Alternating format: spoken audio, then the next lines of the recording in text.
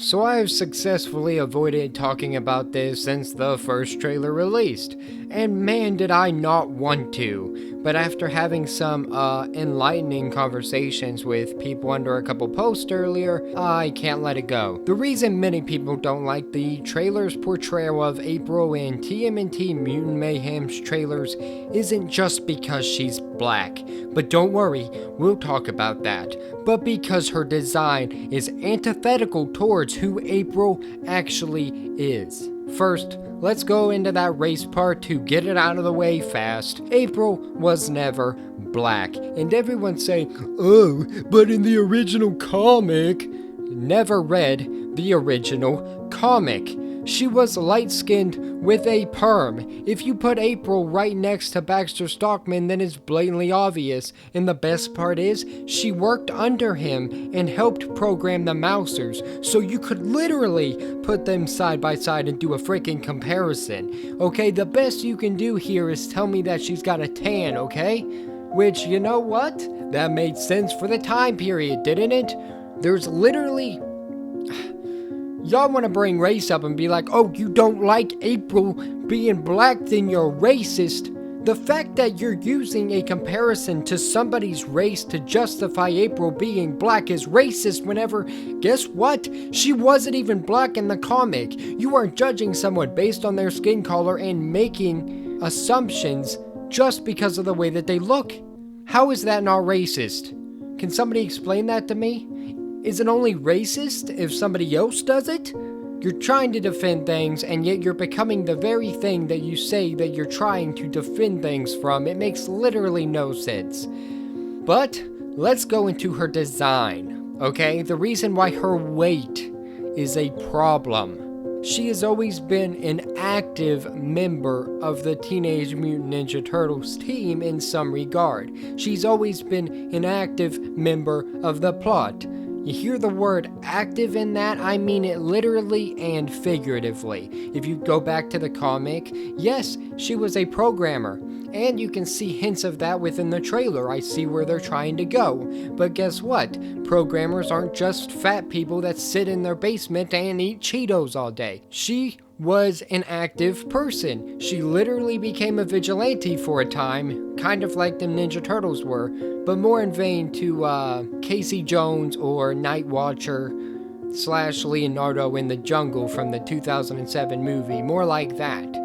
If you go into the original series of Ninja Turtles, she ran towards danger, she ran away from danger, she interjected into combat every once in a while. Yes, she got captured at times, but she went out of her way to find the scoop. She went to figure out the problems, to investigate further, to figure out the reality of the situation that she was in. You want to talk about 2002, 2003 Ninja Turtles, whichever it is?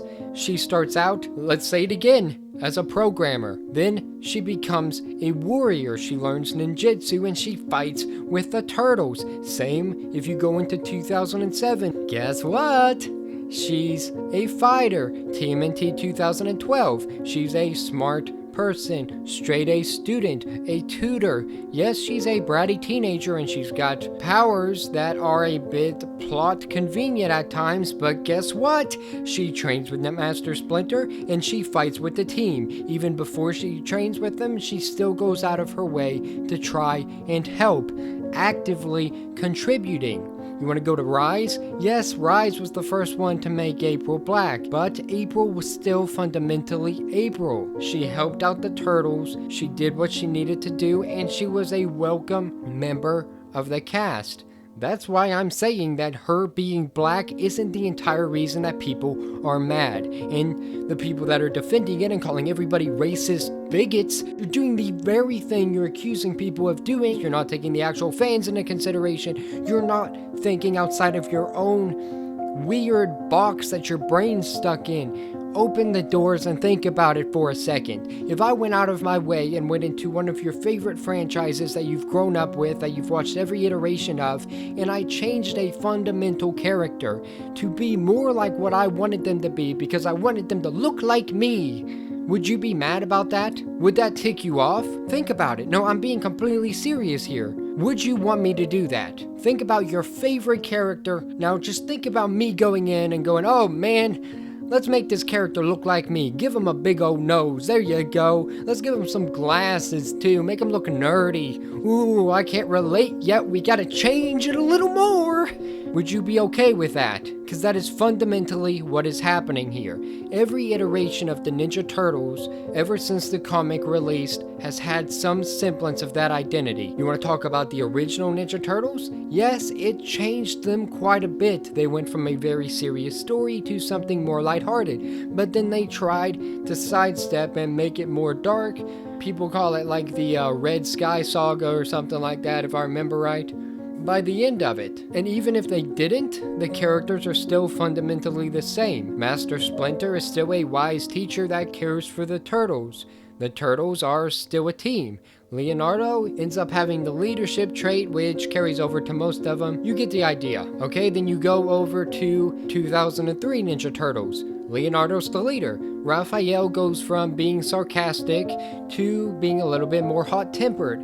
The story starts getting more serious, which relates more to the comic than the first series, but they still have the same dynamic. Splinter is still Master Splinter. Casey Jones and April are brought in, and April is more related to the original comic. Casey gets along with the turtles pretty well. April learns ninjutsu, just like I said earlier. You want to relate that to the 2012? We can do it. Leonardo's still the leader. Raphael still has bouts with Leonardo within both 2003 and 2012. Moments where Raphael thinks to himself, man, I could be the leader, or man, I don't need a team because I'm better than everyone else. We can take both of those and we can relate that to 2007. You aren't ready. You're impatient and hot-tempered, and more importantly, I'm better than you. Oh, you know something, big brother? I'd have to disagree with you on that one. We could go, hey, within those two, Raphael was a little bit more hot-headed, had a little bit more of a temper, had an idea of how powerful he was and knew he was capable of being a leader because he is strong. He knows that he's the best among the team. And in the 2007 movie, there is a fight between Leonardo and Raphael wins. Guess what? 2012, the first fight between Leo and Raphael is a sparring match, and Raphael wins. There's always something that carries over from the media that comes before it. They learn, they build, they adapt, but they keep the same fundamental characters. Even Michelangelo can be related to the last Ronin comic that is now out. Can you believe that? 2012 Ninja Turtles. Michelangelo is referred to as probably the Ninja Turtle that is the best fighter. He adapts the best. There is a scene with Michelangelo listening to music and Master Splinter goes to land a punch. Master Splinter goes to land a punch in order to prove a point, and guess who catches it? Michelangelo. Oh, but Rise is fundamentally different. Well, not really. In Rise of the Ninja Turtles, Raphael is actually the leader, right? Well, in 2012 Ninja Turtles, Master Splinter says that he could have chose Raphael, that he could have chose Leonardo, or he could have chose Donatello to all be the leader. He says all of them, but then he jokes, oh, but not Mikey. Could Mikey have been the leader? When Mikey is in another realm, he adapts to it quickly. He actually becomes the leader for a time because he understands that realm better, making Leo a little jealous, which again relates to the last Ronin, where he is the only one left. In Rise of the Ninja Turtles, Raphael is actually the leader, just as he had a chance to be in 2012. He flubbed it up a little bit there, but he's shown that he can try to do it, so whenever the new one comes out and he's being the leader and he's not being perfect, it's already been explored before. Oh, but that makes Leonardo fundamentally different. Well, they touch on that. They improve on that. I don't want to spoil the movie. But they do. Everything that they did that was seeming like a huge misstep still had some fundamental qualities of the characters that we know and the foundation that was laid to be built upon from. When I see this character design of April, it is physically impossible for me to imagine a chance where I can take her completely seriously. If she goes out of her way and runs with the turtles, why are they running so slow? She wouldn't be able to keep up. It's not possible. When April O'Neil in 2012 ran with the turtles for the first time, she wasn't that in shape, she couldn't keep up, and she was a skinny teenager, because that's realistic. The turtles are training constantly to be warriors. That's why they're freaking ninjas, bro. You don't just wake up one day and you're a ninja. They eat a lot of pizza, but they do a lot of training. April eats a lot of pizza. Where's the training? It ain't there. She's a stereotype of what a programmer would look like if you're putting the biggest, most nasty stereotype within your mind. And this isn't me fat shaming people either. You know why?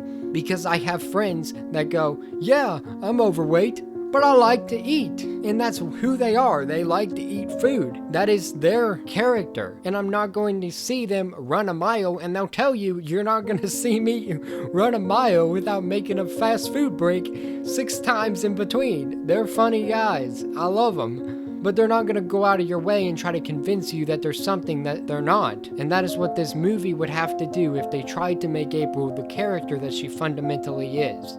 They took the programmer aspect so they can go, ooh, but in the comic, they made her black so they can go, oh, representation, but Rise of the Ninja Turtles already did that. So they had to switch things up a little bit. And now she's a walking stereotype. And that should offend you. You should be offended by that. That is something that everyone should rally against. You shouldn't be stereotyping people based on their job occupation, right? That is discrimination. But the only people that are discriminating are the people that are against you, right? This is the thing that I don't like about this culture today. Anybody has any opinion different than somebody else's, they're automatically a bigot. They're automatically hateful, automatically an ist or an obic. Why? Why am I not allowed to say, this isn't April? When I see this person, I do not see April O'Neil. Why is that a problem? It shouldn't be. We're all allowed to have our opinions. The problem is when you attack somebody on it. And I got no respect for that. You want to lie to protect your opinion? That's stupid. Because there's always going to be somebody that knows the truth. Don't listen to the TikToks that tell you, oh, but this character in this comic was this way, because they're lying to you. And you're gonna look really stupid whenever you decide to defend something that is based on the foundation of a lie. I could sit here for hours and compare every single form of Teenage Mutant Ninja Turtles animated media and find similarities between every character. You want to say Rise Splinter is far different? At the beginning, he was, and I was not happy, just like a lot of other people. But then he grew, and he's shown that he's not the way that he is portrayed as. He's not lazy like it looked like he was. He's a concerned father, which is what Splinter is. Yes, he's a sensei, but he's also raising the turtles as if they're his own. Some media leans more into the sensei aspect, so as long as Splinter is a good fighter and teaches valuable morals, then that is being adapted. Some other ones lean more into the fatherly aspect, but guess what? A father is supposed to teach good lessons and valuable morals. And in the end, both ways, sensei or father, Splinter knows how to fight. It's the same fundamental character. So why do this to April, and why are you allowing it? What are they gonna do next? Is the new Polly Pocket movie gonna have Polly weigh 238 pounds? Would you be okay with that? What if the Barbie movie came out and it was still Amy Schumer? Would you still want to watch it? Would it be fundamentally the same movie? No, it wouldn't. Because that's not Barbie, is it? For more news, reviews, and whatever we choose, stay tuned to Nerdsfeed. Have a great day.